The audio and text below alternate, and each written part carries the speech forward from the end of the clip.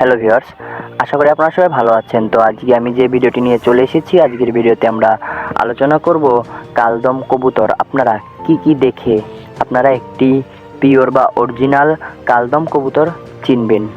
তো ভিউয়ার্স, এই যে স্ক্রিনের উপর আপনারা একটা পেয়ার দেখতে পাচ্ছেন, এখানে নর কালদম এবং মাদি যেটা ওটা হচ্ছে টেডি কবুতরের একটা বেবি। তো ভিউয়ার্স, এই নটটি কালদম কবুতর। এবং এবার আপনাদের আমি বলবো যে আপনারা কিভাবে একটি কালদম কবুতর চিনবেন।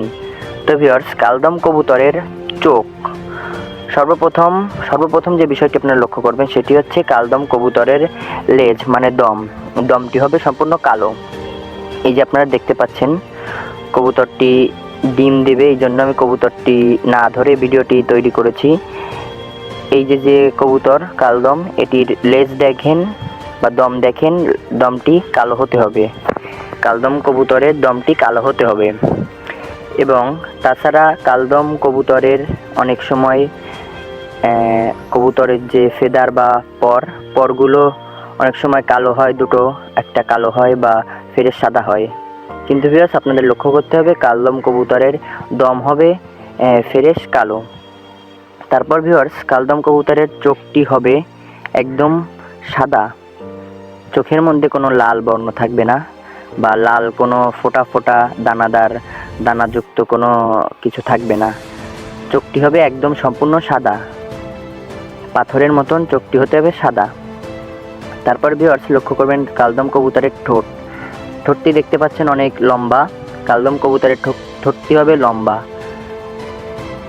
এবং কালদম কবুতরের বা পিওর ব্লাড লাইনের কবুতরের দেখবেন আপনারা নখ যে রঙের, কবুতরের ঠোঁটটিও সেই রঙের হবে।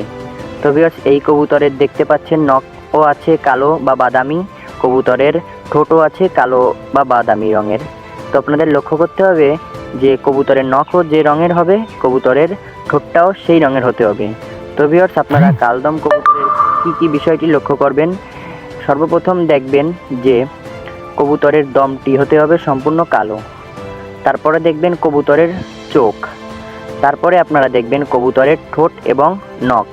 তো ভিউয়ার্স, আপনারা বুঝতে পেরেছেন যে কিভাবে আপনারা একটি পিওর বা অরিজিনাল কালদম আপনারা যাচাই করবেন। তো ভিউয়ার্স, আজকের ভিডিওটি এই পর্যন্তই। পরবর্তীতে আমি আরও একটি নতুন ভিডিও নিয়ে চলে আসবো পিআর টেডি লফটের পক্ষ থেকে।